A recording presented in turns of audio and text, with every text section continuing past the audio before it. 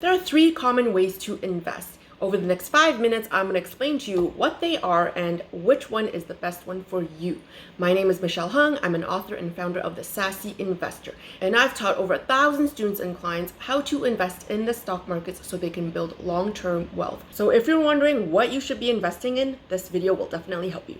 I'm going to use an analogy to explain this in its simplest way. There are pretty much three common ways to invest and build a portfolio. The first way is to assemble the portfolio yourself. That is picking your own stocks. The second way, which is prepackaged option number one. So there are two prepackaged options. You can invest in exchange traded funds, ETFs for short. A subset of that will be low cost index funds. The second prepackaged option is to invest in mutual funds. So these are the things that very common. If you walk into a bank branch and they see that you have money, that is one of the things that they will try to sell you. I'm going to use an analogy to explain these three options. So imagine you had to build your own closet from scratch. You have no clothes.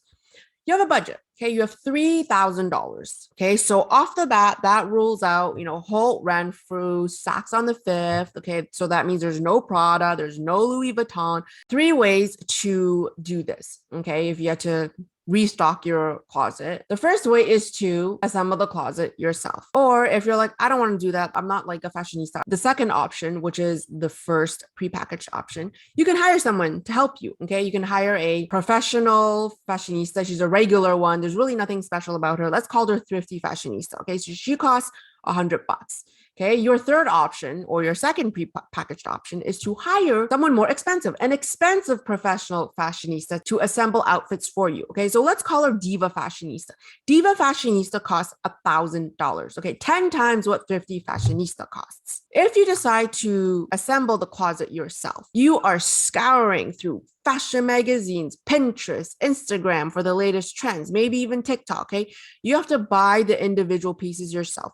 Okay, and you're going to make sure you get the best prices at your favorite stores. Okay, you may even walk into like a vintage store, pick up like a 1955 Louis Vuitton sweater for $5, but it could even be worth $900 on eBay. That's how much you know about fashion. You yourself are a fashionista, okay? But you have to have a variety of items. Okay, you have to be diverse. Okay, you need pants and shirts and dresses and sweaters. Okay, I live in Toronto, in Canada. We have like 85 seasons throughout the year, so I have to dress for every season.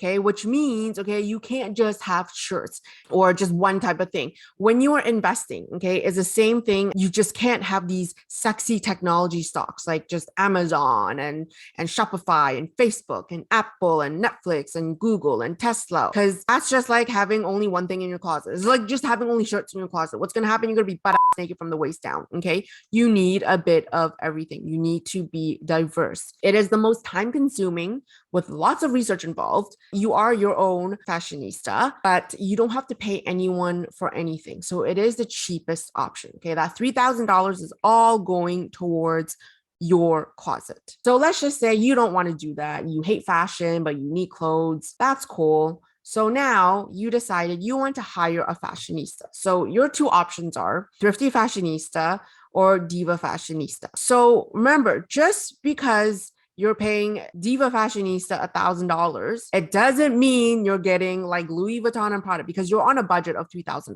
And it doesn't matter who you choose, regardless of whether you choose Thrifty Fashionista or Diva Fashionista, you're going to be telling them the same thing, like what stores you like, your taste and preferences. If you decide to go with Thrifty Fashionista, she comes back with like say 25 bags of clothes and she gives you this. If you decide to hire a diva fashionista, she comes back with, maybe 5 bags of clothes and she gives you this. Which fashionista would you choose? Obviously this one, because as you can see, you get way more clothes. And why is that? Because again, that $1,000 that you are paying Diva Fashionista is coming out of your $3,000 budget. So you're going to get more with hiring Thrifty Fashionista. Okay, never said anything about being identical, more or less the same, because you told them both the same thing. Okay, your styles and preferences and everything. It's just the difference is you get more. There's more clothes for your closet because there's more money for you after paying Thrifty Fashionista. So when it comes to investing, Thrifty Fashionista is the way to go. Bang for a buck, investing in ETF, which is like hiring Thrifty Fashionista, that is the way to go. The most obvious choice, right? However, that is not the most popular choice. Mutual funds is actually the most popular choice. Okay, the mutual fund industry is actually 10 times larger than the ETF industry.